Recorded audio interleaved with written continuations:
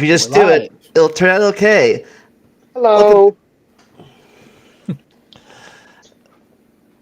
like to All right. introduce my guests. You, you might Sorry. get. Sorry. You go ahead, Vandalia. You're running the show. All right. Uh, we're back for our dinosaur miniseries, and you know our normal guest, Doc Dino, but we have another guest today. Uh, Yes. Hello. I am Dominic. Was here for Doc's Sea Monsters thing, and I was invited again, which is why this stream is 2 hours late. I'm sorry. Um, I am a Happens. studying. I'll call myself vertebrate preparator for paleontology. Um, Other things might be happening later, but I am not at liberty to say those things, or the place I'm working for isn't at liberty. Uh, Hmm. well, today our miniseries is doing a miniseries. Well, sort of. I'd call it more just a series within a series, but I mean either works, I guess. We do have a. We are going to be breaking our normal format, and we'll be going over that shortly. Before we do get started, I guess for any new viewers for either of the channels, uh, this is Talking Time with Caffeine. It's a podcast that Vandalia up here runs. For Yep. about the last year or so, we've been occasionally doing streams talking about groups of extinct animals, usually dinosaurs, but we did also have a sea monster special where we looked at the weird and wacky marine reptiles from the Mesozoic. And today, we are finally going to be touching on the living dinosaurs, or at least their extinct ancestors. Yeah. So this is the only group of theropods we haven't done yet. Yes, it is the only one we haven't done yet. That said, it is a very large group. It's very expansive, very diverse, Yes. and there's going to be a lot to talk about. So if we're ready to get started, we should probably get started. If everyone's already ready and all that. Yep. I'm ready. If I'm ready, if you're ready. Oh, by the way, my camera's Fine. broken today apparently. So you won't get to see my handsome face today. Well, we'll see it for the outro. Oh yeah. I, That's true. And really quick to answer Caden's question in the chat, what is Dom's channel? Dom, I don't believe you have your own channel, but we do run one together whenever we decide to revive it from the dead. Yeah, no, I do not have a channel. I've tried in the past and will be in the future, but I will not say the name of that due to other things that that channel will be a part of. But yeah, I don't have a channel. I joined Doc because Doc asked, basically. Yeah, I mean, we kind of met through another few paleontologists, and yeah, Yep. we started a little channel with a little series that we might revive again sometime soon. Last month, we did a review of the Walking with Dinosaurs trailer. And we are currently hesitantly excited, Discussing. I guess. The Spinosaurus clip has put me more at ease than the Rex clip. Yeah, the Rex is rough. PNG Inferno Dracon. Well, at any rate, Yes. time to get to the dinosaurs. Well, sort of. We're going to go over the overall structure of this presentation, and then we're going to get into the dinosaurs. First thing I do want to say here, there's going to be a ton of art in this by Joanna Kobierska up here. She's a Polish artist who does fabulous work with 3D models. And she's just happened to do a lot of stunning pieces on Silurosaurs. It's pretty great. at All right. As for the agenda today, we're looking at origin stories, to use a movie term here. So far in this series, we've just focused on one major clade at a time. We did allosaurs, megalosaurs, etc. But today, we are just going to be going over the origins of the remaining groups of dinosaurs. Because they all have fairly similar origins, but they diverge among a ton of really unique and weird paths. With that said, we are going to be starting from the basalmost members of the group down here in this area, which actually are not shown on this little cladogram, but we'll get to them. And we'll be ending with the birds. So the Alright. origin of the modern dinosaurs. Burb. So did this group appear before or after before in the Jurassic or the Jurassic? We don't know. The There's a ghost lineage that is guessed to the early Jurassic. What's the earliest Slursaur we have is Middle Jurassic, right? Or is it Yep, late? they're Middle Jurassic. Okay. Middle, yeah. So I didn't know. I was wondering if they appeared before or after the big Pangea split. After, They, as far as we know, but I wouldn't be surprised if we found one just before it. All right. yes, I would have to, yeah. All right. So Yeah. were these more Gondwana or Eurasia? Oh, these are everywhere. Everywhere, Okay. every continent. It Um, seems that at least during the mid-Cretaceous, they're more Lauramid was it Laurasia? That's the north one, or is it Lauramidia? uh, sorry, what was that? Because it's Gondwana, and then the top one. Laurasia. Laurasia is Laurasia. It seems during the mid-Cretaceous, there's a slight downcrease in Gondwana, but not by much. Yeah. Yeah. I'm all of the groups we'll be covering today, with one exception, are around all the way to the end of dinosaurs. Most of them appear either in the middle or late Jurassic or early Okay. Cretaceous, although they probably diverged earlier. We just don't have the roots of those groups. Or we do, and we can't identify them because it's so basal. We'll get into one of those examples later. Exactly. And as for, well, we usually talk about what makes a group a group. Coelurosaurs, compared to all of the other theropods we've covered so far, have hyper pneumatized skeletons. So that means just about every bone is filled with air spaces. It really helps lighten the skeleton. Not all of them are fast, but they're generally pretty agile, at least in the basal members. And a lot of them get big independently. Weirdly enough. This is also, like, this entire group, every single clade within this group is confirmed to have feathers in one way or another. So we finally have an all-feathered group of dinosaurs. That is true. Yeah, that is true. Never mind. Yeah. So like are these like full feathers or like pre-feathers or? All of them at some point have a representative that was completely covered in feathers. Um, so for the most basal members, it's usually more like a fluffy, downy stuff, like you can see on this dinosaur here.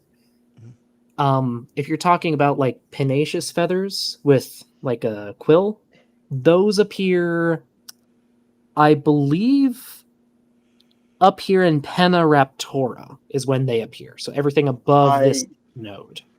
Yes. If ornithomimids are in Penaraptora as well. Yeah. Oh, that's true. Ornithomimids do have those too. But they shift around a bit. I don't think it's known in Therizinosaurs. It's not known, but it's not unknown either. It's not unknown either, so it could be in Therizinosaurs. That's true. If you want to follow with us, the slideshow is in the description. If it's currently too small for you. That's true. If you want to read through this yourself, read along with us, or you want to look at the cool art some of these artists do, all of those are going to be in the presentation, either as links or the name of the artist. Again, Joanna Kubierska, again, because she And does uh, fantastic work. I Anyway, think Vandalia. next slide. Um, wait, Oh, go ahead, Dom. I think Vandalia asked me to open the slideshow. I cannot. I'm in a hotel room with no internet. This is the best you get for me. Yeah, So unfortunately, Yep. we're working with what we have.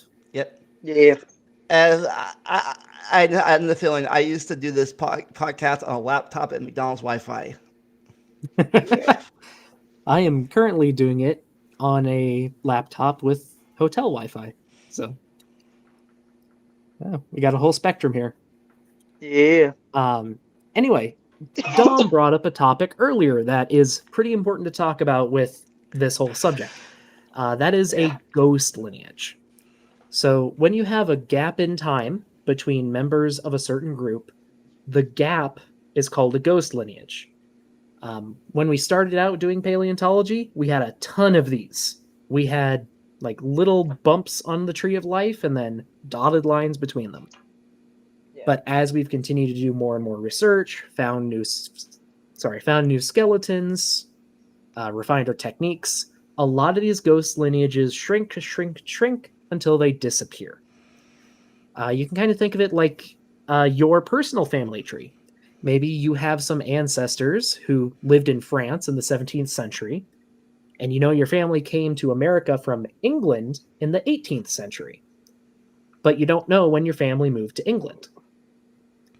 That's a little ghost lineage there. It's only a couple generations, but it's still a gap. Yeah. No. And we still have some of those ghost lineages too. Um, Yes. Spinosaurs are by far the worst. Their ghost lineage is the same exact evolutionary period of how whales went from little baby things to whales. So, I think it's longer. oh yeah, it's 10 million years longer. You're right. Yeah. And like I said, ghost Yeah. lineages, they tend to be weeded out as we find new fossils because we're just filling in the gaps. They keep Yeah. having transitional features. Um, Going back to the previous example, maybe you do a DNA test someday and find out you have distant relatives who still live in England. And they can tell you the story of how your ancestors came from France to England. They fill in the gap. Hmm. And of course, just some pictures here for examples. We used to have a ghost lineage between lobe-finned fish and tetrapods. Then we found fishopods like Ichthyostega here, or Australopithecus. I believe this is a bust of Lucy. Uh, Intermediate in both yeah, behavior and form maybe. between humans and more basal primate or more basal apes. Um, Probably the most famous one is Archaeopteryx or Tiktaalik. But dinosaurs definitely. Yeah. What's what's we have what's I guess in our story hasn't came around yet. What was that? In our story, Archaeopteryx hasn't formed yet. Or Oh, It's right. It'll be a bit before we get to Archaeopteryx. You're oh right. sorry, that's my fault. Sorry. Yeah, we'll All start in right. a bit. And in order, the groups of Coelurosauria we're going to be going through, going to go through the Compsognathids, Tyrannosauroids, Ornithomimids, basal Maniraptorans, Paraves, and Aves. And Mhm. I will define all of these as we continue. This is Mhm. just a little structure. Also, I will just say, because of the length of this presentation, we're going to be keeping questions to the end of the stream. So, folks, if you do have a question, feel free to put it in the chat and tag Vandalia. Vandalia, are you okay keeping track of the questions? I will do the best I can. Okay. Yeah. With that said, if you send in a super chat, not only does it help support the channel, it highlights your message for us, and it makes it much easier to see. So Correct. super chats will generally get priority. With that said, first actual dinosaur we're talking about, well, dinosaurs, are the Compsognathids, the little ankle biters.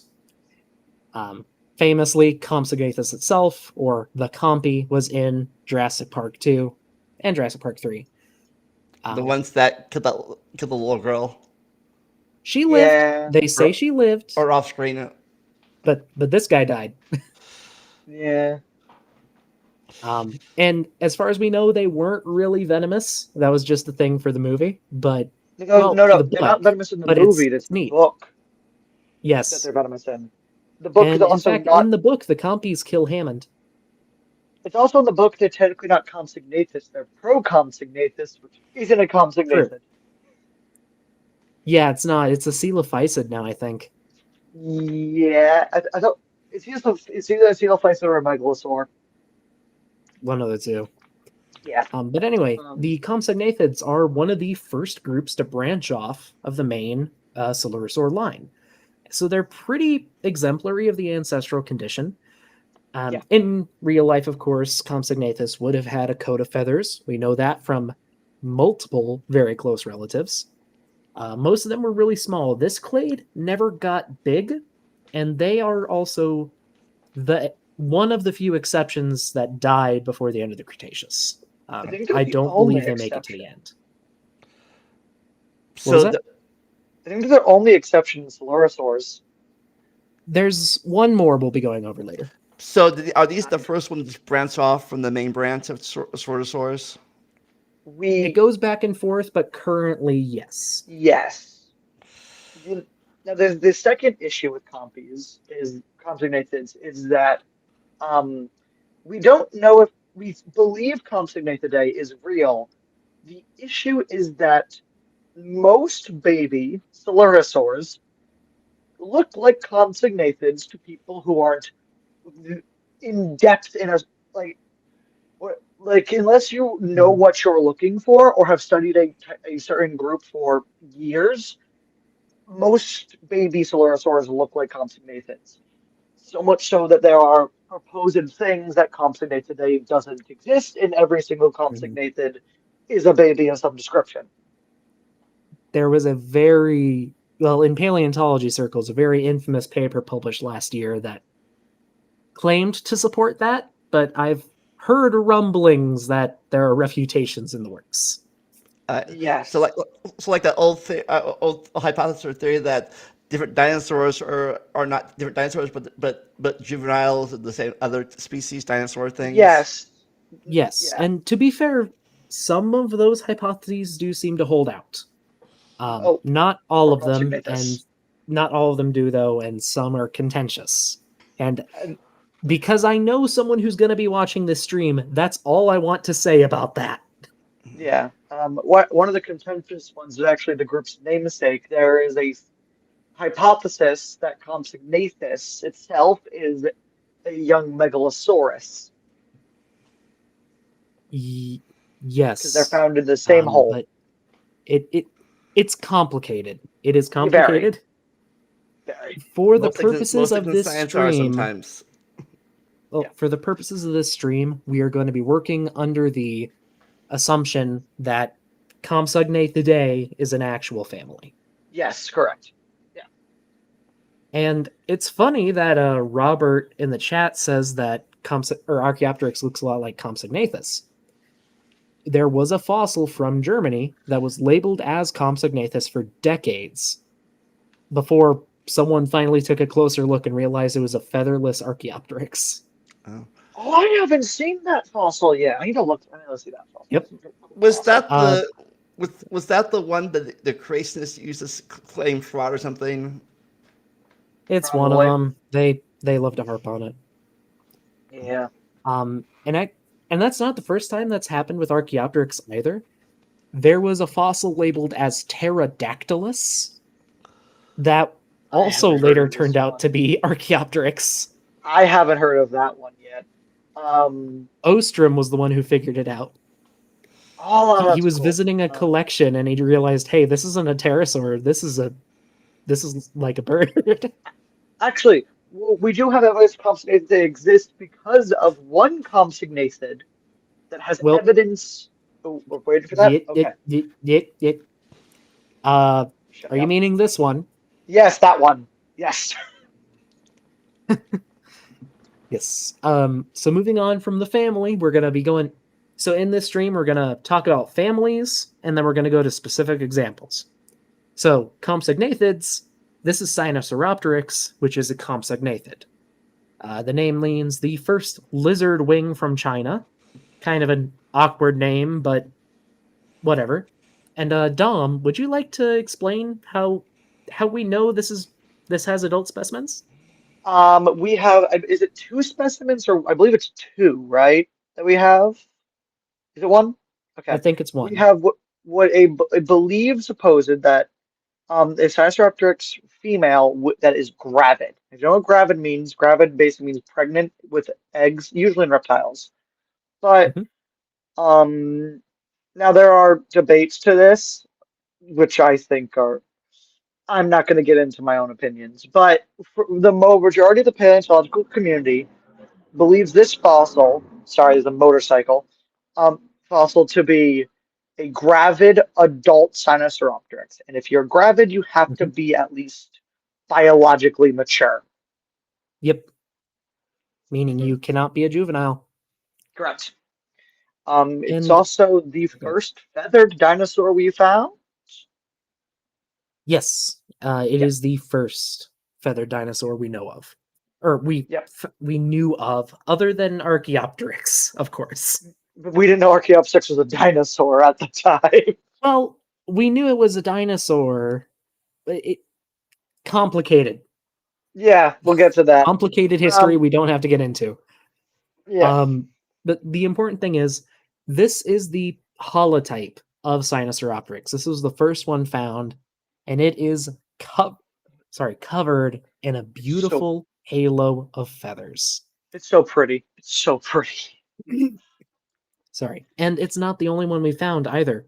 We have at least one, possibly two other skeletons of Sinosauropteryx, and both of those other ones have feathers as well. The one I know is the one where it's because this one's sideways. It's the one that's basically head on, and its wings are spread like, or its hands are spread like this out. That's Sinornithosaurus. Oh, God damn it! I mix them up all the time. Yes, It's okay. it's very close. No, And Tyrannosaurus is not close at all. I'm gonna be it. yeah. And something people will probably notice as the stream goes on, a lot of these dinosaurs are going to be from China. And the main reason for that is one, China is huge, and two, a lot of that area was experiencing a ton of volcanic activity during the Jurassic and Cretaceous. And because of that, China has a ton of ash deposits. And Yeah, ash is excellent for preserving small animals and tiny details. yeah. The fossilization in the areas where Sinosauropteryx, things we'll probably talk about later, Microraptor, Mhm. Tyrannosaurus, and Utaranus are based instead of proper fossilization where the bone is slowly replaced by sediment, it's more like the ash like pressing like a butterfly in a book the creature Yep. into the ground. So you get this beautiful, basically they are properly bones in there, so it's not just an indentation. Um, for a lot of them, yes, it is original bone for a lot of them Yeah, too. which And is it because another thing about volcanic ash, depending on what it's made of, it doesn't like to let water pass through it. It's actually very water resistant. So very cool. things can just sit. And they can sit so well that, if you mind me stealing the last bit of this, sometimes color can be preserved. And as seen with that picture, that's not a guess or a artist's rendition of what it thinks looks like. That is its coloration. We know exactly what color Sinosauropteryx looks like. It is a Or at bandit least mask or, with or a at least what two individuals looked like, and they have the same yes, patterns. yes, they do. Yeah, sorry. No, it's okay. Um, Now take that with a grain of salt. Tech, um, ash only preserves red, blue, sorry, red, black, and white pigment. Green and blue do not preserve well and have a faster decay rate. Um, Ooh, not quite. I'm wrong on this. Uh, Okay. so so red and black. Most of the time when you have those colors in skin or hair or fur or feathers, most of the time that's due to melanin, which is a protein that your cells produce. Yes. For Sinosauropteryx, there is original melanin preserved that is coded for brown and red in varying shades. And then Yeah. there are areas that don't have any melanin, so those probably were white. With that said, melanin is not the only way to get color. Yes. Sorry. Especially with feathers, the feathers can be structured in such a way that they bend light to produce coloration. Mhm. Sometimes you can also get colors from things in your diet. That's why flamingos are pink, for example. Yeah. I think a good example is I think blue jays. Their Hmm. th- their blue comes from the ref the reflection of light. Yep. Um, yeah. And we have found structural colors and melanin in Microraptor, which would have been like a blackish blue with iridescence, It's such a and pretty thing. Kai Hong, which is another. I think Kai Hong is another dromaeosaur, It's but it had kind of a something. rainbow of colors. It's something from China. Yeah. Also, your camera is back, Vandalia. Yeah. Oh, you fixed it! Huzzah. Yay! Yeah. So that's But Sinosauropteryx, which is it's really, really pretty. Um, really the other thing pretty, that really important, and really cool. yeah, it also has a bandit mask, which is the cutest thing on the planet.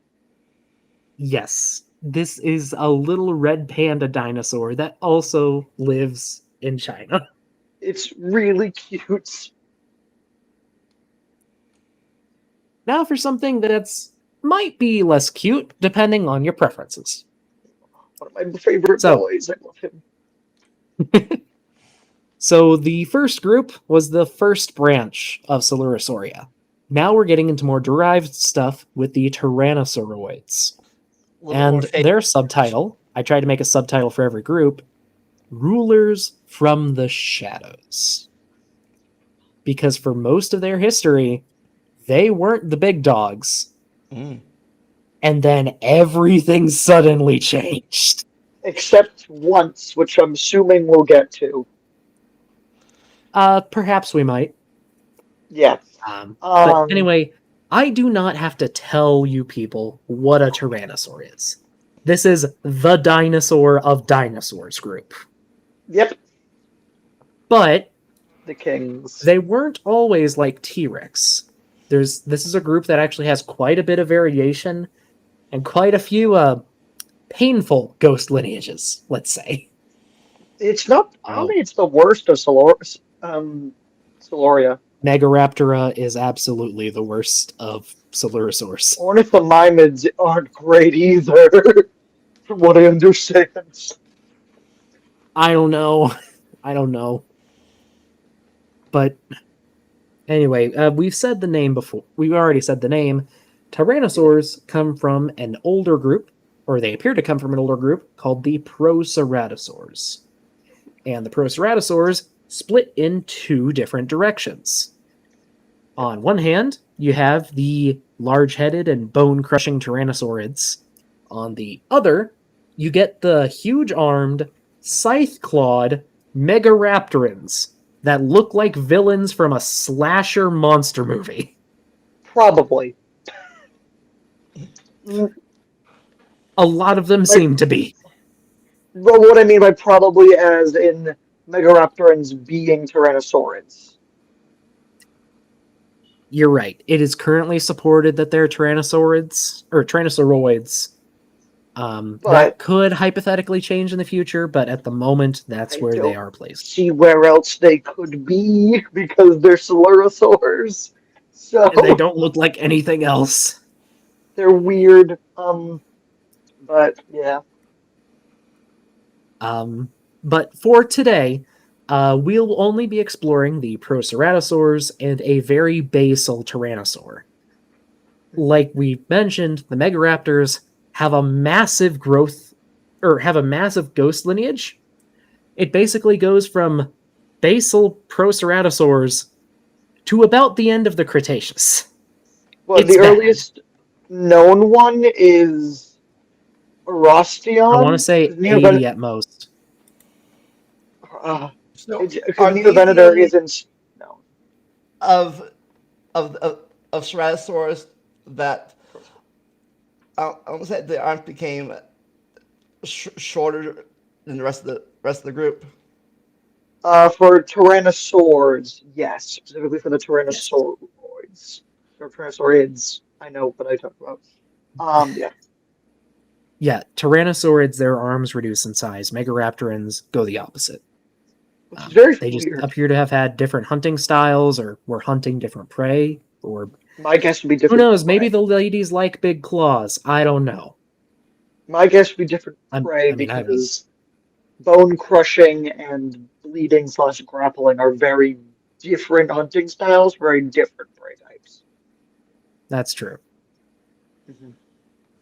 I mean, you can kind of think of Tyrannosaurs as dogs and Megaraptors like cats.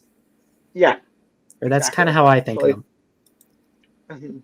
mhm. Uh, Hyenas are a better So, example for which that. so the dinosaurs were the loyal companions then. I mean, I wouldn't Mhm. mind having a Tyrannosaur as a pet. I would adore a Guanlong as a pet. Oh, absolutely. It'd be filthy And wood. as for this illustration here, this is the namesake of the group, Proceratosaurus. When it was first found, we thought it was related to Ceratosaurus because it was a Because it had a dinosaur with a crest. because we're great. Well, no, it's because its crest was broken. Because Proceratosaurus, its full crest was broken when we first found it, and it just had the nose bit, which is why we thought it was a relative. You're right. You're right.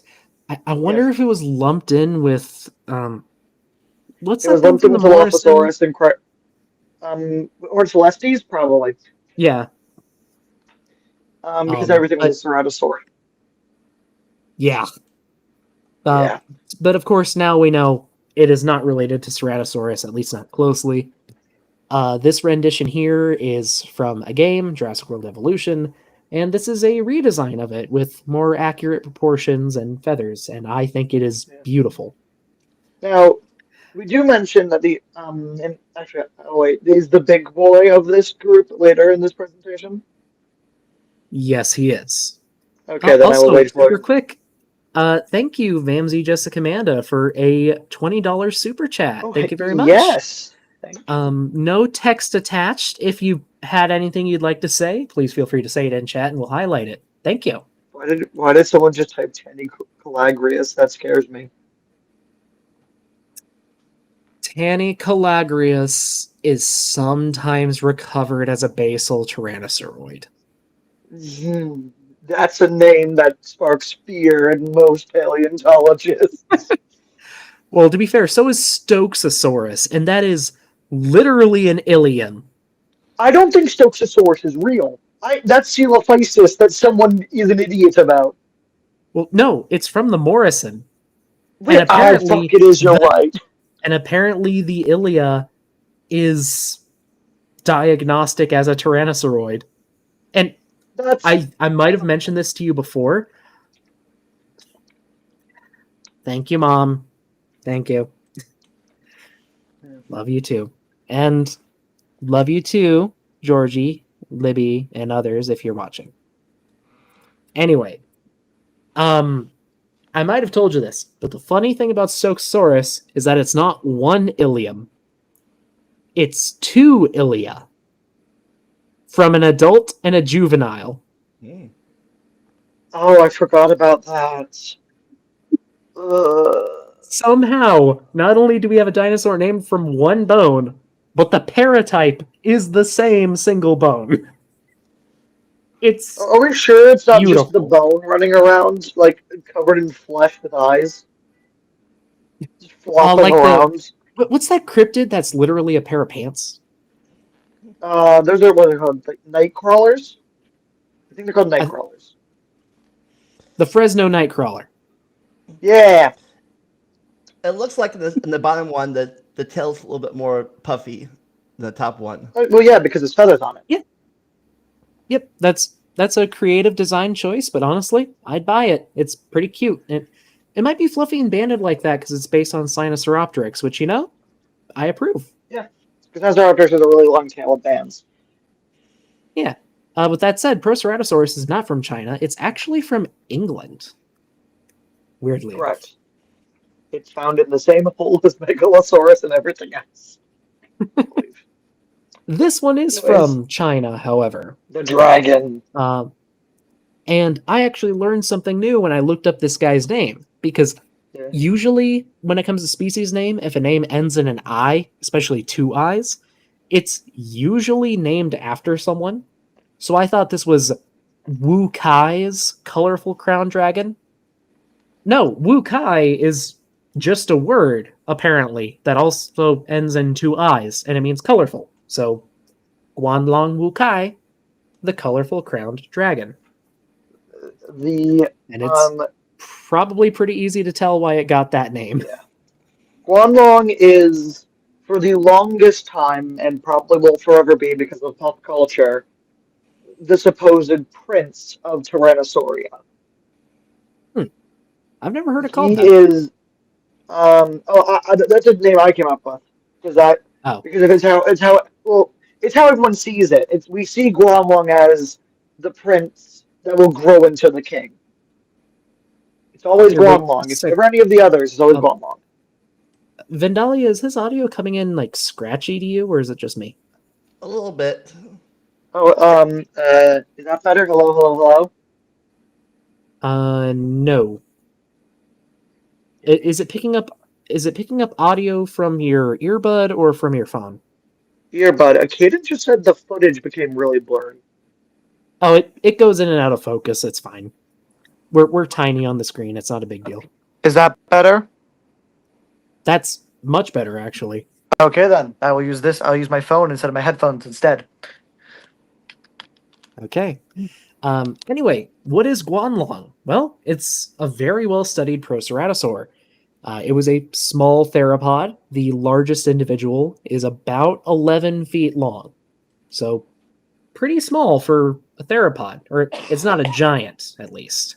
No. It lived during the Middle Jurassic, about 160 million years ago, which also makes it one of the oldest coelurosaurs we know of.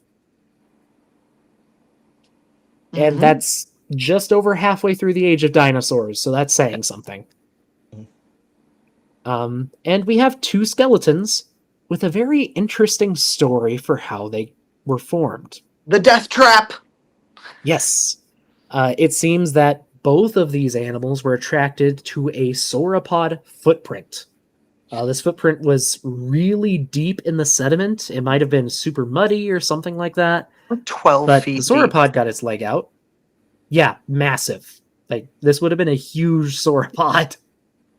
It's probably Momentosaurus, right? Because they're in the same place. Probably, or at least a Mamenchisaurid. Yeah. And this very deep footprint was filled with watery mud.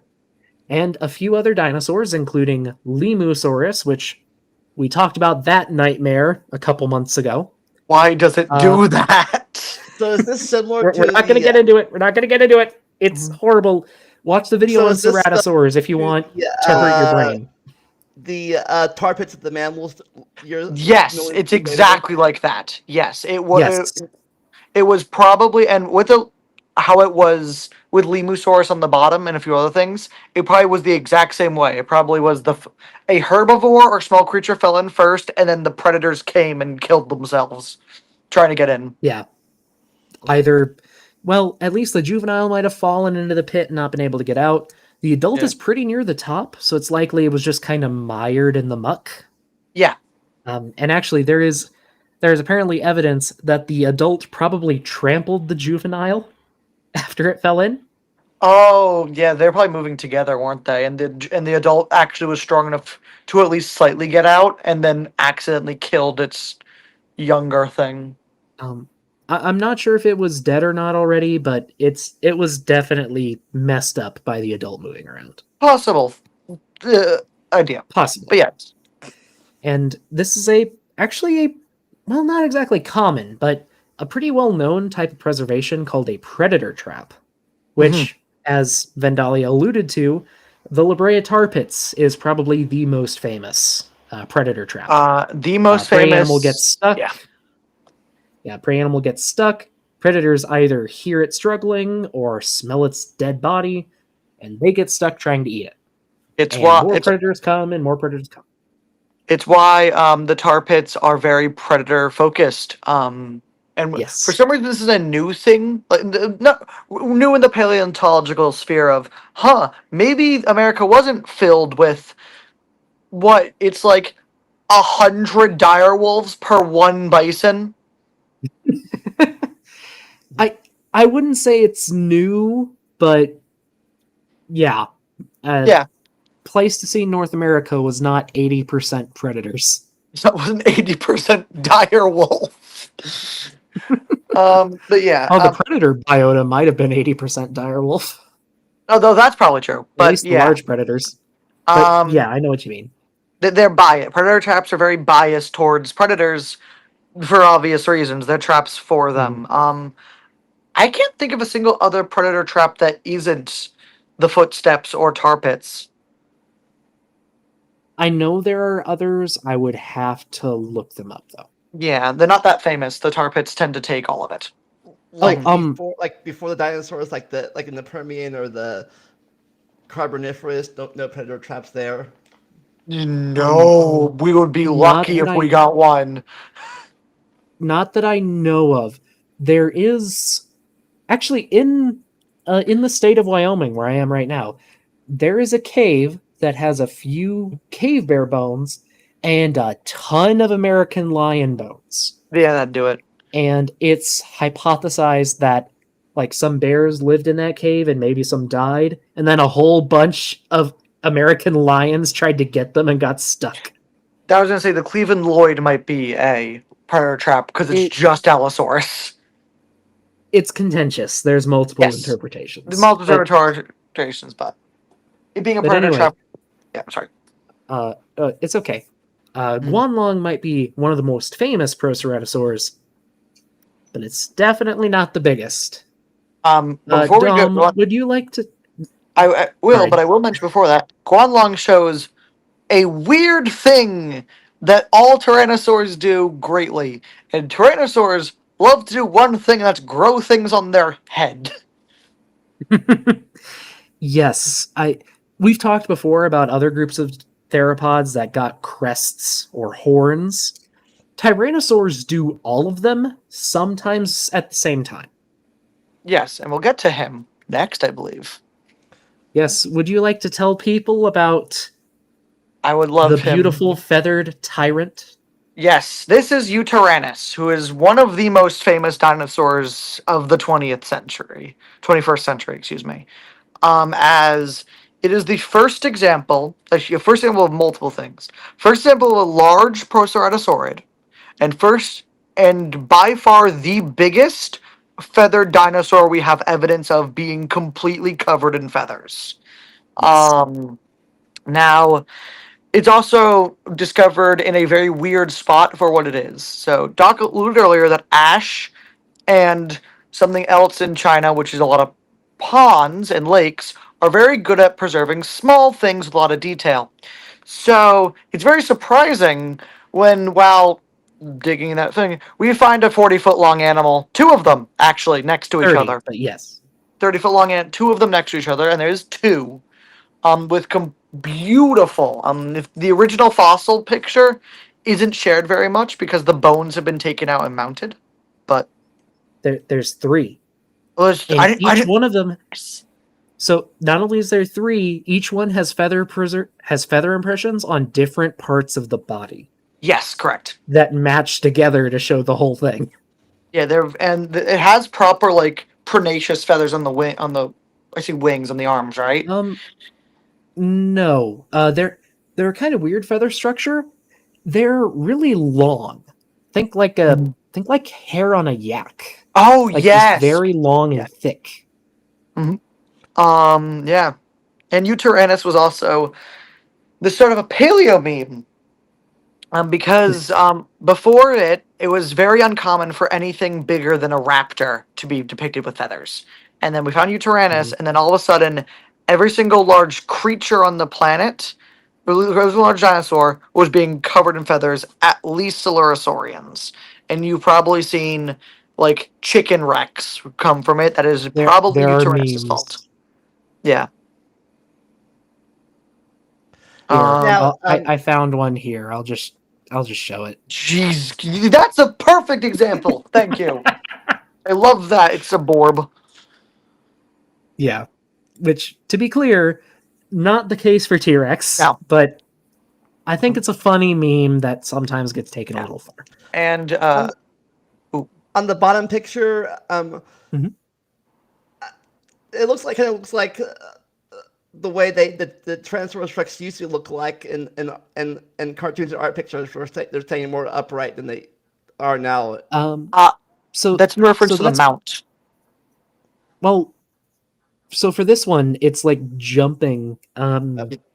This is the title of this piece by Mark Whitten, I think, is mating display, like Uranus mating Um, display. So it's uh, like jumping around and flaring out its arms to like it's look impressive. it's also the exact posture that the mount with the two Uterannuses in every single museum it looks like. But you know what I mean. In those old cartoons, they stand differently than they do Yeah, in modern Yeah, ones. yeah, that yeah. Um, I see what you mean, but yeah, and this is the skeleton. This is the cast that it's so pretty. Dom is talking about. Actually, and that Which cast shows something that's very interesting. Doc mentioned earlier that some Tyrannosaurs do both. Utyrannus is one of them. Utyrannus has the midline ridge of very small but noticeable bumps, and then two lacrimal horns above its eyes. So yep it appears as Tyrannosaurs get bigger, they lose their midline crest and grow horns. yep Hmm. they they As just we mentioned it's a movies thing they do, before, and they do it over and over and over again, They love independently of each they other. love to do it. Like a Uh, different since thing we'll we get to mentioned the later. movies before about Tyrannosaurus and Jurassic Park, where did they get that idea from about the staying still thing? That's a movie thing online. That's well, a it plot. oh, What?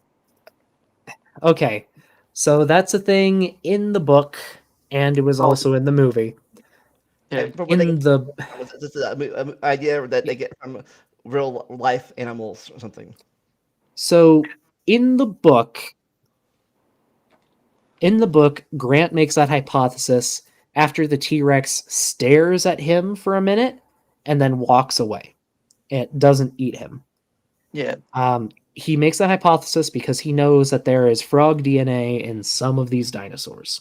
And frogs do have How, vision well, based on movement, but I mean, not not really. So they can see things that aren't moving. If they couldn't, that would be really, really weird. It's more so when things move, your eye is drawn to that movement. I It's think just it's how your brain works, and frogs especially react to movement. yeah. The frogs are Right. also very reactive. If you move your finger in front of a frog, it will usually jump for it, because frogs are Mhm. stupid, and they Yes. believe anything that moves that's very slightly smaller than their mouth, they will try to fit it in their mouth. Yes. Now, with that said, in the sequel book, so the Lost World book, Crichton parodies that explanation himself Mhm. because he has some people try to stand still in front of a very angry T-Rex, and it eats one of them. Yeah. And he explains it in that book too by the T-Rex in Jurassic Park probably just wasn't hungry because it had just eaten. Yeah. This Rex was very angry because these humans had hurt its baby. Yeah.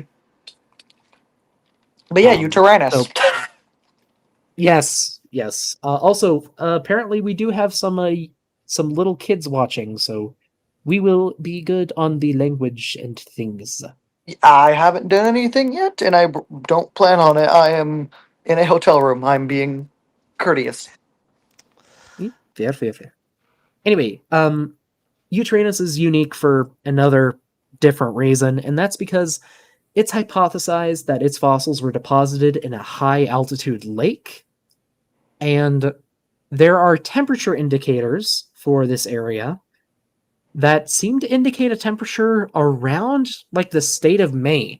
So it probably got snow during the winter, even if it had warm summers. It's a match for Boston, actually, almost exactly. Yep.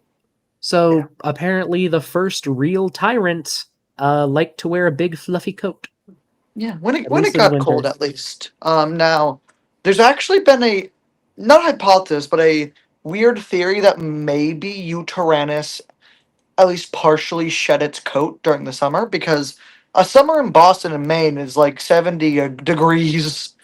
So Yeah, it's definitely Fahrenheit. possible. Yeah. Um, Mm, but for the record, though, Utranus does not seem to be ancestral to the Tyrannosaurids. Um, the Proceratosaurs did split, but most of them died out. As for the Tyrannosaurids themselves, though, we have this little guy. So this is Suski Tyrannus hazeli, or Hazel's Tyrant Coyote, Yep. which I think is a fabulous name.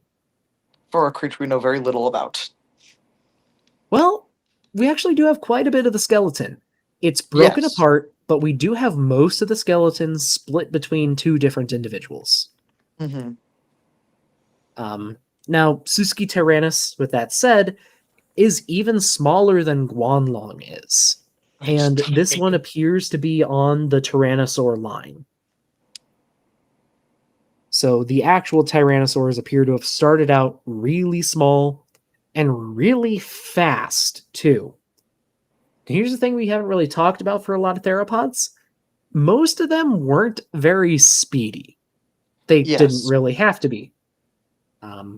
Tyrannosaurs, at least when they start, are very fast. And some of the later members might have been some of the fastest dinosaurs to ever live, I which is don't kind of weird to think about. I don't think it's they started out fast. I think it's they stay fast, or at least mostly, and T Rex is the weird one.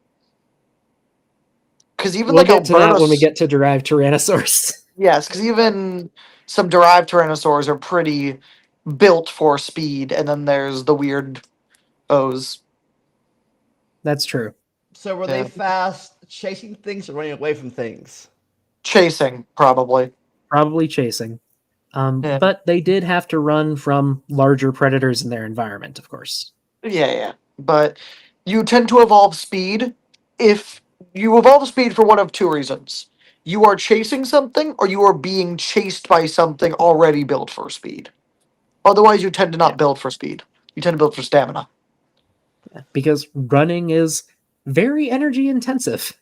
Yeah. It costs a lot of energy. So there needs to be either some big reward for your speed or you're avoiding a big risk with your speed. So there had Correct. to be some. There had to be some plant eaters that were runners because a lot of ones we talked about so far are either like sauropods, like they're built like tanks, or they're like there's Stegosauruses and Triceratops that don't need to run. 'Cause- It actually might not have been even dinosaurs that early tyrannosaurs were going after. It might have been the early mammals.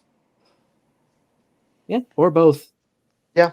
Which And you're right, Vandalia, there were a lot of really speedy herbivores, especially with the ornithischians. A lot of them start out speedy and then that's they true. slow down. But Yeah. we do still have quick little things all the way to the end. They're nested within larger groups, so we didn't Yeah. cover them a ton. Yeah. There's other weird things on like Antarctica or Australia that are That's weird. true. Um, With that said, Suski tyrannus, about the same size as a coyote, actually, hence the name. But even though it's so small and so early, it possesses some traits that are going to be very familiar when we get into more derived tyrannosaurs. Compared to the Proceratosaurs, Tyrannus has a much more reinforced skull, Mm-hmm. shorter arms, longer legs, and a stronger bite. It Yes. also doesn't have the big, tall head crest that's very common in Proceratosaurs.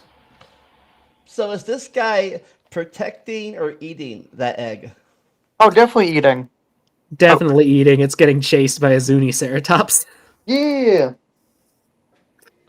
And something to note, the Skeletosauski tyrannus has a weird feature in its foot. And it's a long name. It's called an arctometatarsus. And Aha. it just means that the base of the middle toe, here, I'll put my fingers up, the base of the middle toe pinches out between the others. Yeah. And it's very common in animals that seem to be very fast runners, at least when it comes to dinosaurs. You can actually see this a bit in if you have chickens. It's not as pronounced, but chickens when they walk, their toe tends to be very slightly longer. If you don't have a very bred chicken, like highly domesticated. The other thing, if have you ever seen the bottom of an emu or ostrich foot, they have it properly.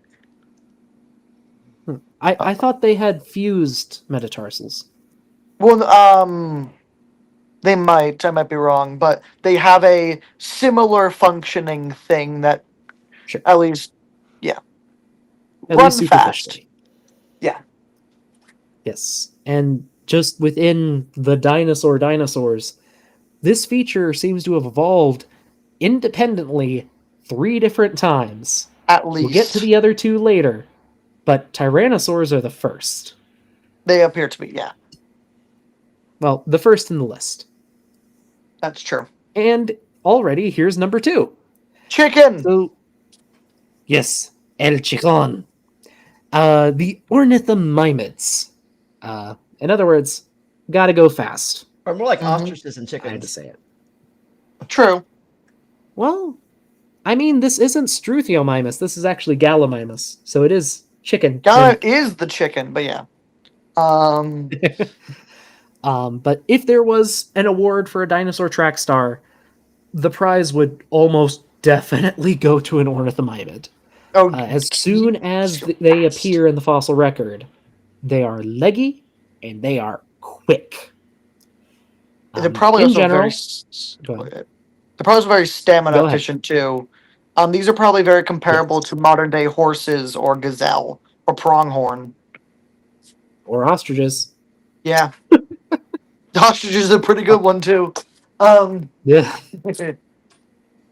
In general, most, if not all, of these animals appear to have been herbivorous, and some might have been filter feeders. And for the record, those really long legs they have, which aren't really shown in that picture, I'm just realizing, They aren't. they're really good for running, but they're also really good for wading. But it's only a couple of them that are thought to be semi-aquatic, Yeah, at least and currently. ornithomimids are the first example of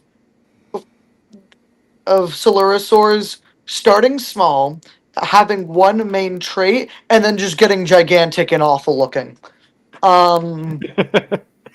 Oh, we'll get to the big duck eventually. Yes, but it's a good thing to show that coelurosaurs have a tendency to do this a lot more than other theropods and even dinosaur species in general. They tend to pick a thing and then get really big, not fast, but really big, always. Yeah, they have a weird tendency to lose speed and get huge, Yes, while happens still having speedy members of the group. 5-6 times if we don't include modern birds. Yeah. And now, with that said, the ornithomimids have 2 major branches, but we're only going to be looking at one today, because one of them appears right at the end of the Cretaceous, out of nowhere. Yeah. But all of them have a fairly similar body plan, at least in the broad strokes. They have a very tall, very upright posture, a very long neck, but a short tail, and huge arms with really big claws. All of them have big claws, Yeah, they do. some bigger than others. Yeah. And for our example of an ornithomimid, we have Pelecanimimus, featuring Boy. a little cameo from someone in a past stream. Concavinator. Yeah. Yep. And Pelecanimimus means the many-toothed pelican mimic. His awful And- mouth. It has over 200 teeth. It has Actually, the over 200 tiny peg-like teeth. Pelecamimus is a weirdo as well because most later ornithomimids lose all their teeth. Mhm. Yep, and I think all derived ornithomimids lose all their teeth, at least that we know of so far. Dinochirids do, right? If so, Yes. then yes. Then yeah, they do. Or I think they do. We have like And- two, so it's hard to tell. That's fair. Um, And that kind of brings up a question: why have so many teeth? Like, why have many tiny teeth when could big few teeth? And there have been a few hypotheses proposed. Some people think it would have captured insects. Some say they might have ate small plants that had a lot of leaves, or straining food from the water. Or it could be a combination of all three. yeah. Keep in mind, I did mention that these guys would have been pretty good waiters. So personally, I feel that the straining food is probably the most likely, but we can't really prove either way. At least not Duck at thing. the moment. But probably less of a duck and more flamingo-y. Yeah. And Yeah. and to be fair, animals don't have to fit in little neat boxes. No, They could not have at all. eaten plants and insects, and in fact probably did. Yeah. Horses eat meat, and cows, horrifically. Mhm. So, Yes. They like chicken. yeah. Um, Food is a spectrum. Yeah. And Pelecanimimus is also from the early Cretaceous. And it is one of, if not the oldest ornithomimids we know of from good material. But it Yeah. already has just about all of the features that define the rest of its whole family. And it should be Except for the appearing in the Middle Jurassic. Yes. So, There's a lot of ghost lineages, unfortunately. yeah. But our next group might be different. Well, kinda. Big. So rather than going through all of the individual families, we're gonna go over a brief overview of some basal Maniraptorans and then go into specific examples. Yep. And the major breakdown here is small heads, weird hands. Maniraptors love to do stuff with their hands. They do. And for the record, everything from here on is very closely related to birds. They're more closely related to birds than any other dinosaurs. And they all have something special in their hands that gives them their name. So So, are these go ahead. the bird clade or the closest relations to the bird clade? That's one more group. Well, one more birds group are up. within Maniraptora. But I think he's asking, is Maniraptor the closest one? Paraves is technically the closest one without being real birds. Yeah. Yeah. But we're Typical. very close to the birds. Yeah, yes. Because clades within clades, and I don't know if that was a side clade or, Yes. or the bigger clade. We're looking at Phylogenetics the is fun. side branches outside of the direct line to birds. Alright. Yep. But they all have a weird thing with their wrist. So if you put your hand like this and you try to tilt it to the side, you can only get so far with it. But with the Maniraptors, they have a weird fusion of several of their carpal bones down here that allows them to twist their hand to touch their ulna, so the outside of their arm.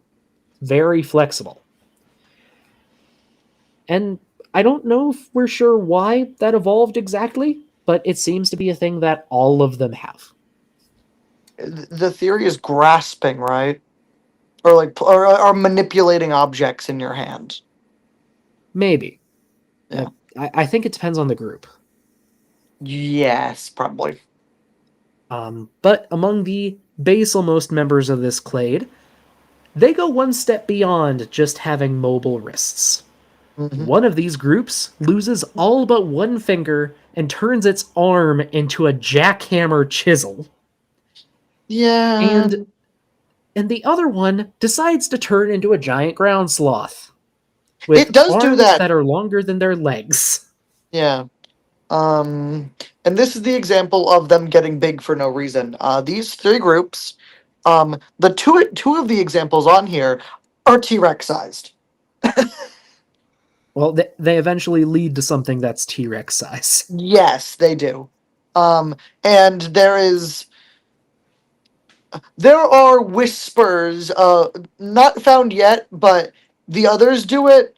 Alvarezsaurs, which are the one finger ones. It is not off the block that there's a giant Alvarezsaur somewhere in the fossil record.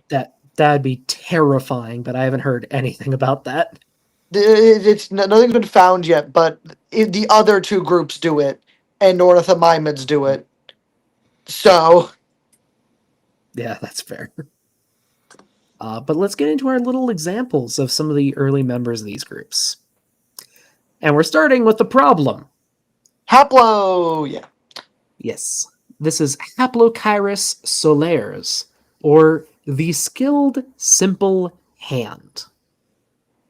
And this genus is a pretty interesting one because sometimes when you're dealing with basal members of a group, they're so basal, it's hard to determine which group they belong to, or if they belong to both. Or none. Or none. They could be a bizarre offshoot. Haplokyrus is one of these. It is often recovered as a mononychid, which are the jackhammer chisel hands I talked about earlier. But it's not always. It's been in a bunch of other groups. It's been in Therizinosaurs, I know. It's been Therizinosaurs, Dromaeosaurs. I haven't even heard it's been in Dromaeosaurs. That's awful. It's bizarre. Yeah. But for what we do know about it, Haplokyrus has a pair of very strong reinforced arms. And the claw, I believe it's on the first finger, is very big and very powerful. So if it is a mononychid, then this might be the first step towards some of the weirdest arms we know of in the animal kingdom. Wait, which At least claw at is it? present. Is it the middle one? I think it's the first. Okay, because if it's the middle one, I believe at least Therizinosaurus does. Oh wait, no, it's not. Therizinosaurus it's the first one. That's the biggest. No, that's unhelpful. Never mind. Ignore me. That's okay. Yeah. Oh, right, and sorry, Caden in the chat is right. This is an Alvarezsaurid, not a mononychid. Why did I say yes, mononychid? I didn't even catch that. Yeah, Alvarezsaurs. Sorry. Yeah, that's a typo. Thank you for pointing that out, Caden. Yeah, we didn't even catch that. That's us. Yeah, this isn't as bad as Lemusaurus, Yeah, but it's a headache. go Well, whip because- yourself for your misdeeds. Well, Lemusaurus is a mistake against God. So Ceratosaurus, what did your child turn into? why does it lose its teeth and grow a beak during development? Why? Awful. So, It's an awful creature. so are these the you mentioned the beak? Are these ones going more beak form than snout form? Beak. Um, Yeah, I- both. It depends on the group. Most of the Yes. ones that become herbivores grow a beak, while most of the carnivores have a snout. That does not hold true for everyone, though, No. especially once we get into the actual birds. Yeah. Yeah. Um. And the other thing is that growing a beak does not mean they lose their teeth automatically. There are many instances of having both of them. Yes. Yeah. But let's go So from like one you type mentioned of that. So cursed creature. like a lot of Good. them, these could be herbivores or carnivores. Then Yes, a lot of Yes. Maniraptorans are. I don't know if we have no, we do have evidence of that, but it seems a lot of Maniraptorans appear to be, at least early stages, omnivorous, almost definitely. Yes. Yeah. I think that I think their Zenosaurs, or at least derived ones, are the only ones who don't have any possibly omnivorous members. Derived ones, yes, correct. because I know Yeah. modern day birds could either eat meat or fruit or nuts and stuff. Well, it So fully depends on the Yeah. bird, but Yeah. yes. But anyway, let's go from one kind of cursed to another type of cursed. This one you isn't you as said bad. you said the bad word. You said the K word. Oh, you did? Huh? Huh? You said the K word, the kind word. Oh. Oh. Well, so this is Falcarius utaensis. And Yeah. I just want to say, Falcarius, that's a good name. So Karis is a Like, great name. some names just feel good to say. And this one's one of them. Its name translates to the Scythe Cutter of Utah.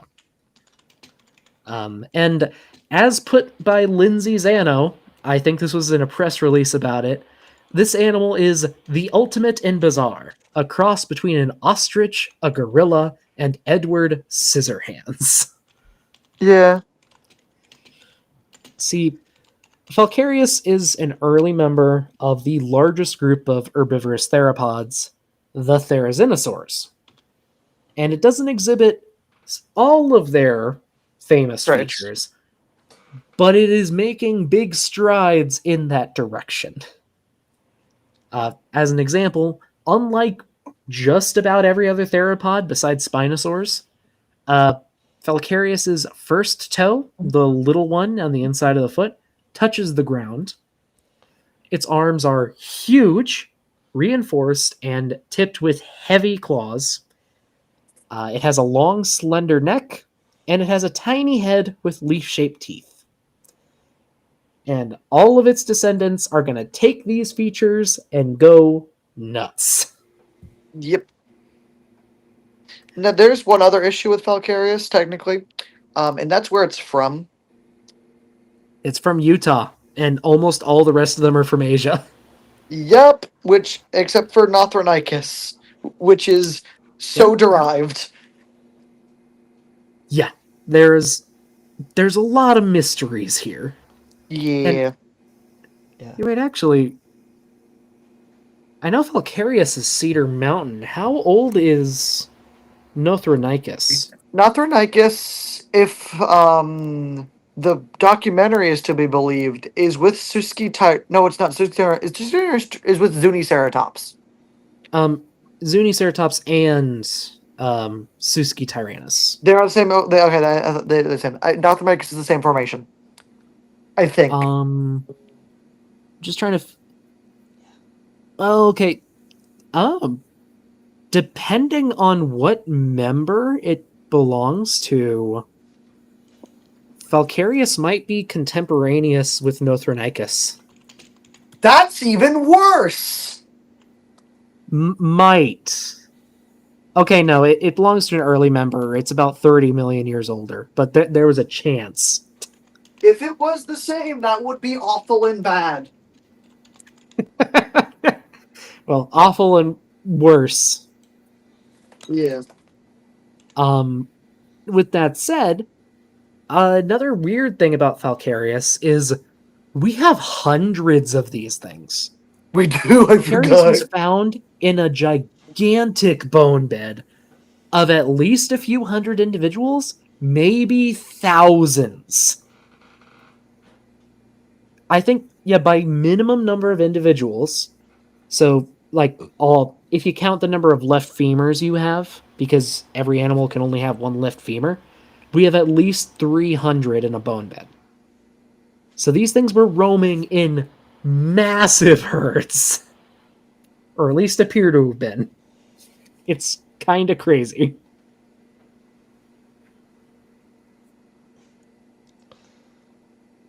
Are you okay, Dom? You look like you broke there for a second. No, I'm fine. I'm just tired. Long day. Okay, fair enough. Fair Yep. enough. We'll try not to go for another hour.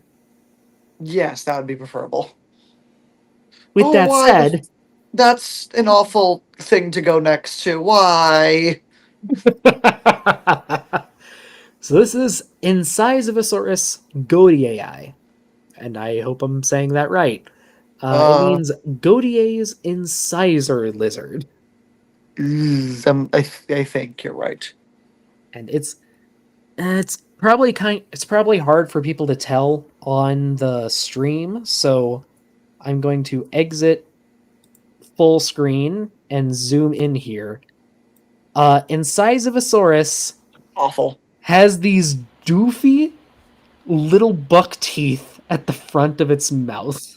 It's an awful, awful creature. It has gigantic front teeth like a beaver. Why? Why? I don't know, to hurt our Oh, brains, I guess. oh, and to answer a question that might be up of it being, it might be like a beaver. It has no semi-aquatic traits. I don't think it's even Nope. found in a formation with water that we know of. I want to say it's Yishan and very little water. Yeah, this Yeah, is it. This is from Wikipedia. This is its head. that's evil. That's awful. It's horrific. Uh, and it's one of the most basal oviraptorosaurs we know of, which is another group that is utterly cursed in every way. They are, to me, they are one of the most unnerving groups of dinosaurs. They're the only group of dinosaurs that is evil. Actually, they are all evil. They'd be the worst things to. They lose their teeth. Just because they lose their teeth. They grow gigantic shell cracking beaks. Some of them. They can Yep. probably bite off your arm, and then for some ungodly reason, um, not one get big. We know of one giant one called Gigantoraptor, but their gigantic eggs are found everywhere. There were giant, evil, 40-foot long death parrots everywhere. This is not the skeleton of a kind creature. That's Anzu, right? This is Anzu. Yeah, that's evil. Evil. It earns its name Anzu. It means it's a demon. This thing is the size of a polar bear, I but forgot like it's the 8 size of feet a tall. fucking. That's evil. No, evil death creature. Yeah. Oviraptorosaurs are the only. For some reason, Restream keeps cutting off the head, so I gotta zoom Yeah. out a bit, I guess. But yeah, they're awful. They have giant hands. Their faces are basically pug Massive faces. claws. They've Was this the shrunken thing their that face. they had in the last Jurassic Park movie with the giant scissor hand things? That's Therizinosaurus. No, There that's is one in the new Therizinosaurus. Jurassic Park though. There's a little its head gets bitten off. Yeah, a little Oviraptor. Yeah. Arguably the most innocent of the group, just because of what it was doing when it died. Yeah. Conchoraptor ain't bad. The rest are. Like, I think once they get above the size of a dog, they start getting horrific. Well, because they'll just bite your arm in half. Because their bite force is also stupidly high for no reason. Awful. And yeah, and they start out awful too. Yeah. No. Incisivus is one of the oldest ones we know of. Yeah. There are a few that might be a little older, but Same time around. pretty about. I think this one's also from the. I think it's also from the Yishan. It's So from where early Dailong's Cretaceous. from. I don't know where. I don't know if you know where Dailong is off the top of your head, but it's from where Dailong is. I mean, I know it's from Asia. Oh, it's from Microraptor. So yeah, Yep, Yishan. yeah, it's Microraptor. Yep. So this horror show lived alongside Sinosauropteryx. And Uranus. No, that's wrong. Uranus is J-hole. Is it? Uranus is J-hole, I believe. Yes, because J-hole's a lake, and Uranus was the lake. Well, it was in a lake. Sinosauropteryx is J-hole, right? Or is it, or is the J-hole biota in the Yishan? It's in Yishan. Okay, they're all evil. Okay, so this coexisted with Sinosauropteryx, Sinornithosaurus, Uranus, and a very close relative of Guanlong and Dailong. Yes. Yeah. It's what a neighbor. What a neighbor. And a flying frog creature that I don't know if you've talked about yet. No, we haven't. We'll get to that. The best creature to ever evolve. Anyways. Well, while Incisivus is thought to be an herbivore, like Dom has alluded to, its descendants probably ate just about anything. Yeah. They've been proposed to eat shellfish, nuts, eggs, hence the name Oviraptorosaur, everything. And they develop some of the most cursed skulls of any dinosaur. Awful. Some of them re-evolve fake teeth in the roof of their mouths. Oh, yeah, they do that. They have this one giant, flat, fake tooth. You're right, in the middle of their mouth. In the middle of their mouth. They're no. horrible creatures. Demons. They're actually demons. I'm convinced Incisivus just spawned from hell. And the rest evolved from it. Probably. And, this rendition here I wanted to include. I couldn't get a good picture of it, unfortunately. Prehistoric Park. But this is from, Prehistoric Park, show I absolutely loved as a kid. Very good. This thing makes the most cursed noises. Wow! It's awful, but the show itself is great, though the dinosaurs could use more feathers. So would you have to be worried about this if you met it in the wild, or would you be fine if you met it? I think it would. How big is Incisivus again? I want to say about 3 feet tall. I would kick it. Here, let's see. That's like asking, what would you do if you found a raccoon in your trash? Like, you want it away. It's evil. The raccoons are evil. But, yeah, no. Oh, never mind. It's smaller than I thought. It's about 3 feet long, not tall. Oh, then it's in the small. range of it being cute, which makes it derpy. No. It is not within the range of it being cute. Oh, it's a derpy evil This is creature. not cute. This is horror. That's like, it's like Pegomastax. It's like just evil. Just evil. Well, shall we move away from the evil, at least temporarily? Yes, and I am running out of time, so I might not be here for all of Paraves. Okay. Well, we'll speed up a little bit. Yeah. So, we are finally within the Paravians.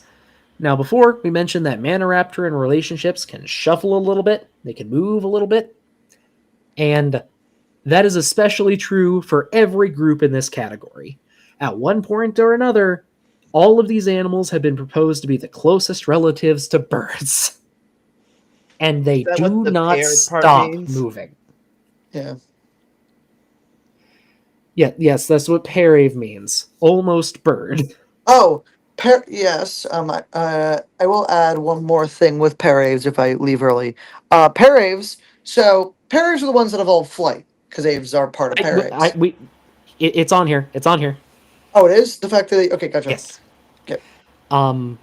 So again, relationships between each group is kind of on shaky ground. That's just how closely related these things are. But the relationships within each group are fairly solid.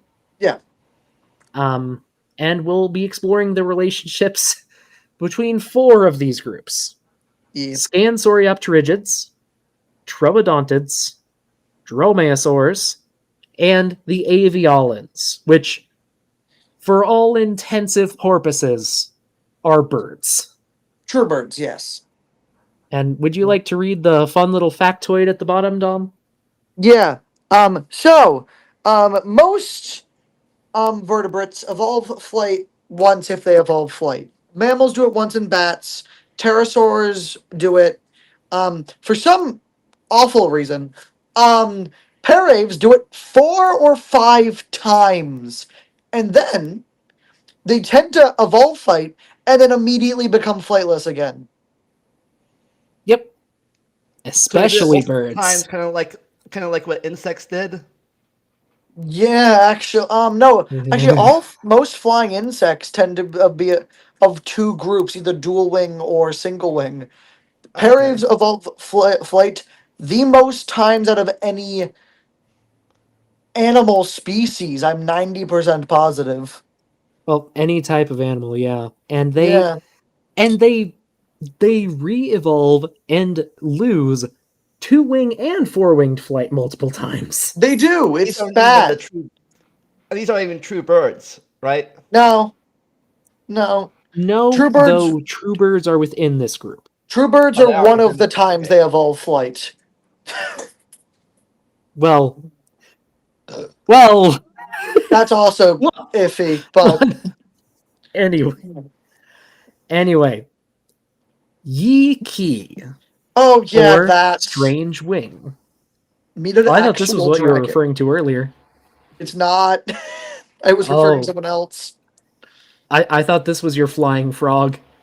No, I was referring to a Jiholopterus. That's a wyvern. That's a Oh. dragon. It's a real dragon. What Yiki is.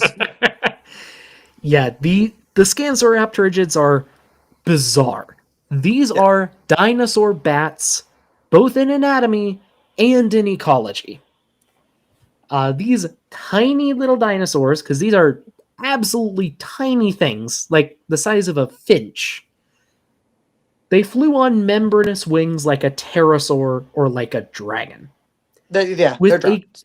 with a completely unique hand structure that we do not see in any other vertebrate. Yep. Because while Yi here does have the normal 3 fingers of most theropods, it grows a unique bone from the wrist to To support make the wing. a pseudo. So, if you didn't know, there are many ways to make a wing. Um, Birds do it weirdly. They kind of lose all their fingers and just use feathers mostly. Mhm. Bats basically spread out all of their hands and connect it with that. About 4 of them, yeah. Pterosaurs just use one long finger. Scansorioptera just grow another finger for some reason. Yeah, an unjointed finger. Yeah, which is evil and stupid. Um, It is. Yi also has the distinction of having the shortest possible dinosaur name you can get. At yes. least with the current rule set for naming animals, 2 letters are the bare minimum for a genus and a species name. Yep. So Yi is the genus and Kui is the species. Yes, Yep, but Yiki. it is very special as there are a few creatures, a few dinosaurs that it is referred to by its full name, not just its genus name. Yiki's one of them. Um, the a Velociraptor, and that I don't T-Rex. know. T Rex is another one that's very common. Spinosaurus is very common now. Spinosaurus aegypticus. And there's a Velociraptorine from Mongolia that's also like that. Kurukula. Yeah, Kurukola. Oh wait, no, I thought there. Isn't there an Oviraptorid from there as well that does it? I don't know off the top of my head. No, either. But yeah, Kurukola. Um, now these are now. Yeah, so if these are creatures that tend to be, if another one is discovered, a new name will be erected instead of trying to fit it in the genus because it's genus and species names, while being genus and species, are one name basically. Yeah. Yeah. And unfortunately, while this is a flying dinosaur, like some others we'll meet, Yi's descendants did not become modern birds. This lineage dies out completely sometime during the early or middle Cretaceous. So they're a tiny blip in time from one or two formations, and then they're gone. And the sad thing is, there's probably so many ancient animals that are like that, and we will never find them. It's just how it goes. Next, then, we're going to be looking at troodontids. Featuring Sino-Venator Changai, or Chang's hunter from China. Go figure, another Chinese dinosaur here. Sino-Venator is one of the most basal troodontids that we know of, which are a group of very lightly built paravians. And like ornithomimids, they seem to have evolved for speed. This is the third group of dinosaurs that independently evolves that arctometatarsus, the pinched off middle toe. And while troodontids do have the killing claw that you see in dromaeosaurs, it's smaller for them, and the whole skeleton is usually much more lightly built and leggy. And you can't really see it in either the drawing or the skeleton here, but Sino-Venator's teeth are short and sharp, but a lot of its descendants will develop these bizarre teeth with really weirdly complex shapes. A lot of them were probably omnivores too, and not including birds, they become the brainiest of all dinosaurs. Probably. That we know of.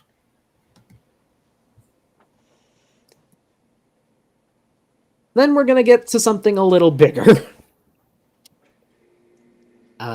So, weirdly enough, when you think of a raptor dinosaur, like a Velociraptor or Deinonychus, you're thinking of something that's fairly derived. The most basal dromaeosaur that we know of, or at least one of them, is Utah Raptor, which Oh, yeah, also happens to be the biggest and one of the weirdest. dromaeosaurs do a really funny thing of doing the exact opposite of 90% of species, which is start big, get small. Yes. At Now, were least they for the actually ones from we have in the Utah, or fossil was that record. a Yeah. name? What was that? I said, were they actually from Utah, or just? Yes. Yeah. Yes. Yes, the name means Ostrom and Mays robber from Utah, actually. It's named after two different people, John Ostrom, and I forget their first name, but Mays, who did a lot of field work, sorry, got things mixed up. Mays did a lot of research on geology in Utah, and Utah Raptor was named to honor his contributions to science. And basically the same thing for Ostrom. Also was- because Ostrom is very connected to dromaeosaurs. It also almost wasn't named this, as True. Utahraptor was discovered the year Jurassic Park came out, and the name and the person who named it was it Bucker or who was it? So it was named by Kirkland, but it Kirkland. was discovered a few years prior. It was published in '93. Yeah, it was published in '93, and when they were naming it and publishing it, there's a little saying going on that they found Spielberg's raptor. This was almost named Utahraptor Spielbergii. Yep. but they couldn't because of licensing rights. Yeah, there was a lot of issues. And Yeah. honestly, I do like that they honor Ostrom in No, here. Ostrom's fine. I- Both names are yeah, are beautiful. I like both names. So that's fair. yeah. And not only is Utahraptor a huge dromaeosaur, this is bigger than the Jurassic Park raptors. Mm. It's also a weird one because it's Yes. very heavily built and it has a lot of weird little features in its skeleton that we don't see in a lot of other dromaeosaurs or Hmm. that appear to independently re-evolve in other dromaeosaurs. It's a bear. It's a bruiser of a dromaeosaur. Yes. Um, it is not the only big one, notably, but it is both the earliest and the biggest that we know of. There It- are two later dromaeosaurs that get near this size, though not they don't quite reach it. And by this size, I mean about 20 feet long and weighing about a ton. I thought There's that oh, good. even the ones that get this big don't even get close to Utahraptor's possible like mass. Yeah, they're nowhere near as heavy. Yeah. And actually, there's three. I Yeah. forgot the third. The You, first is Akilobatar from Mongolia.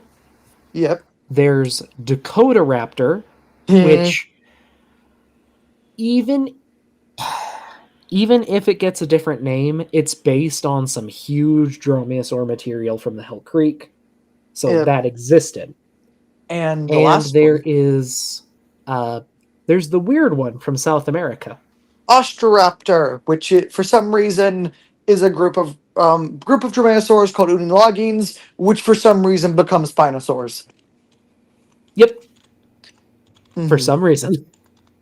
Yeah. And that kind of brings up the question: why so big? Why so massive? There are a few hypotheses. For Utahraptor, at least, it seems that it might have been the apex predator in its environment. Yeah. So there weren't any bigger predators. So it just ate everything. Which is probably why it was actually so big and so bulky. Again, we make the joke that raptors start big, get small. Utahraptor, Utahraptor is probably a perfect analogy of how T Rex became T Rex. It was just the biggest. It was just the best carnivore in its environment, so it became the best carnivore in its environment. Yep. And Yeah, it and one of the most famous Utahraptor discoveries actually is the block, the block is a great thing. which, which is just this massive truck-sized block of rock, and by truck I mean semi-truck size, that has at least three individual Utah raptors inside it and a small prey animal. So it might be another predator trap. There are a few competing hypotheses for how that Yeah, happened.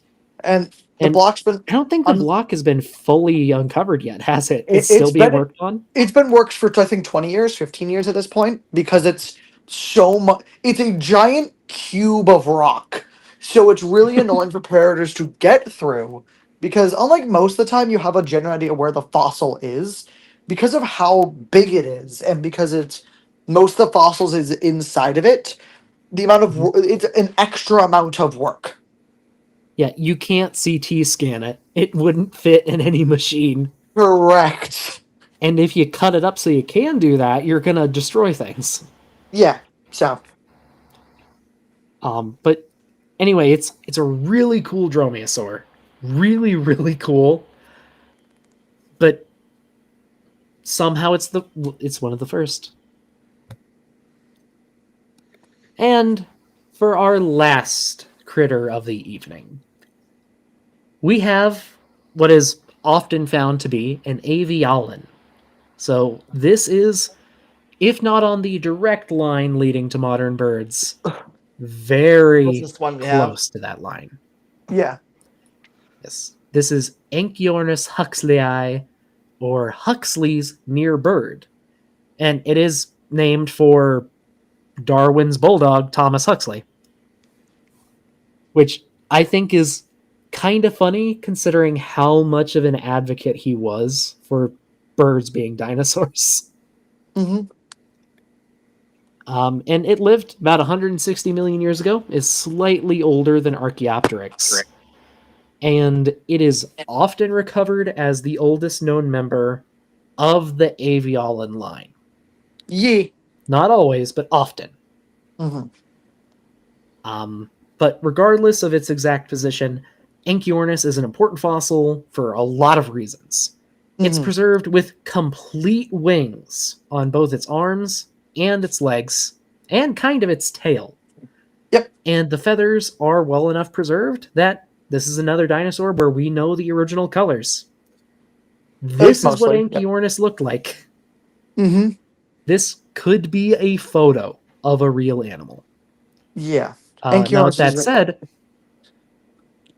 said, at least some specimens of Anchiornis have a shock of red or orange plumage on top of their head. So it might be like sexually dimorphic too, with like the males having a bright little head crest, which is really common in birds. And if it is a bird thing, because birds seduce with their feathers, I would not put it past it that the males would either get bigger or be able to move that head crest. That's true. Yep. And we have no idea what calls they might have made if they made them, but I think it's kind of fun to speculate. Yeah. Burb. Yeah. And with that, we have come to the end, finally. Part Yes. one. Part one, Ah, yes. yes. Part one of the Silurosaurs. So the next episode is going to focus on more derived members. I don't know if we're going to get all the way to the end of every lineage, but we'll work our way there. There's a lot of stuff still to cover. So what do you think 2 weeks from now? I have a lot of things coming up in the near future. I don't really want to Well, set 2 a weeks is specific time. Yeah, I But- have our episode planned next week, so whatever. It had to be at least 2 weeks from now on, but plenty of time to get started. I Anyway, will see if I sometime in can the join as well. Alright, so Yeah. alright, time for questions. Anybody have questions? Speak now, forever hold your peace. Correct. Yes. Were you collecting questions from throughout the stream? I am looking I back. I remembered a few, so I can answer the ones I remember. The main one I remember was someone. Actually, oh, I can't scroll back in the. Oh, well, there's one right there. Um, yes, there is the theory, or sorry, the question is that why do we? Oop, I need to leave. Actually, I'm sorry. No. My It's roommate's just. okay. It's all right. Thanks for joining us. Oh, yeah, he gone. So, was the repeated evolution and loss of avian flight possibly related to the presence of pterosaurs? Can't say for sure, but it's possible. Small pterosaurs and birds probably would have competed for the same niches, or at least similar niches. We do know that small pterosaurs start to become a lot less diverse toward the end of the Cretaceous, which is also when birds are becoming more diverse. But we can't really say for certain. A lot of the times when an animal loses the ability to fly, usually it's because it doesn't need to for its environment. And that might be because it's really leggy and it's just fine running around on the ground, or maybe it lives in an area that doesn't have many predators, so it doesn't need to fly away from predators and it can get food on the ground. Both situations have happened multiple times in all flying animals, as far as I'm aware. I think pterosaurs and maybe bats are the only groups of flying animals that don't just straight up lose flight ever that we know of currently.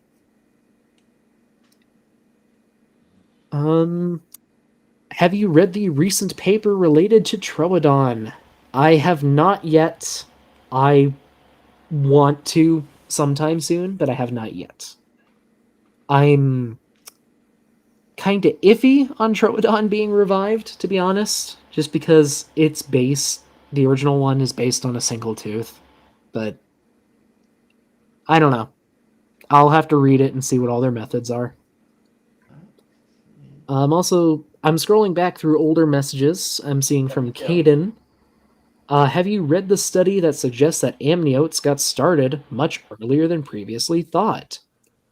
I have not read that yet, but that doesn't really surprise me. Um, no matter how basal an animal appears to be, we're probably never going to find the first member Yeah, of a new I, group. I am sad that we don't have any. Speaking of amniotes, I'm sad that we don't have any non-amniote reptilomorphs alive still. Yeah, it's kind of sad. Yeah, closer to us than they are to amphibians, but still on the reptilomorph side. Yeah. I'm sad we don't have the giant amphibians anymore. Used to be huge, weird amphibians. Um, so this is from a bit over an hour ago, but Eddie McCoy asked, why the name Mega, referring to Megaraptorans? The reason for that is because one of the first fossils found was just a giant claw, and it looks like a giant dromaeosaur claw, so it was assumed to be a giant dromaeosaur, a mega raptor, if you will. Um, but then later we found more of the group, and we know that's not really the case. I will say, while we're going back through these questions, folks, if you have any burning questions to ask before the end, or you just want to thank us for putting in the work for this stream, feel free to send a super chat. We will read all of those for certain. Okay, Caden asking, Dr. Dino, you have a Facebook. I do have a Facebook. I don't have one as Dr. Dino. I have a private one. I don't have a public one. If there's a Dr. Dino Facebook account, it's not me. I'd appreciate a link to that actually if it exists. Caden also mentions the big cats are a good example of ghost lineages. I mean, kind of. We have a fairly solid cat fossil record, at least I think we do. At this point, I think it's really just the basalmost cats that are kind of fuzzy. I guess derived cats are fuzzy too. Didn't think humans have a ghost lineage. So humans kind of do, actually. Well, we did in the past, and we still kind of have one. We don't have a definitive common ancestor between humans and chimpanzees yet, and part of that's just due to preservation, because Yeah, a we talked lot of about this a little good. bit. Jungles and forests are bad at preserving fossils. They are awful at preserving fossils, and guess where most African apes live? In the forest and jungles. Yeah, that's also why we have next to no fossil gorillas or orangutan relatives. The few we do have are fragments, and most of them are teeth, like Gigantopithecus. I don't Let's think see, I have I'm any just more questions that right now in the past. I can see at least. I'm looking through.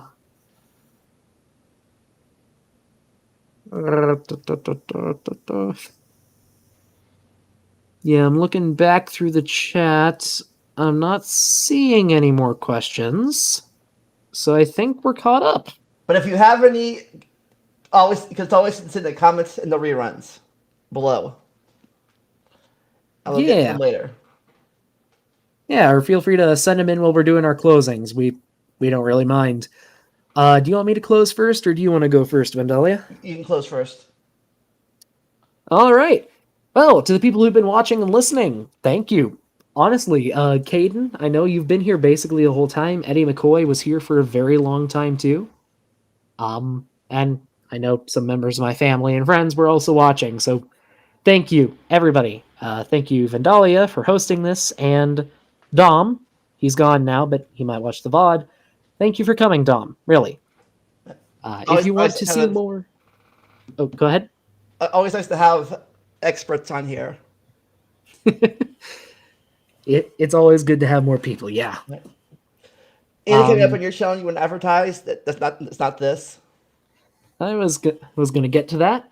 If you like learning about dinosaurs or rocks or anything else like that, my channel is Dr. Dino at Dr. Dino.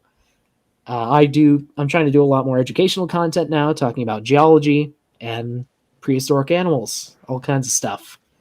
I'm still working on a pretty big video right now about how things keep evolving into crocodilians, though I am thinking of doing some more in-depth deep dives into particularly interesting fossil specimens. But we'll see how that goes. Other than that, I don't really have anything else coming up. All right. Caden in the chat does say, if you ever come by Utah, I'd be willing to give you a tour of the St. George Fossil Track site or Museum of Ancient Life. Hey, that sounds like a lot of fun, man. I don't anticipate being in Utah for a while, but if I ever am, I'll let you know. All right. As for me, my channel is Ventily978. I make random videos about random topics most of the time.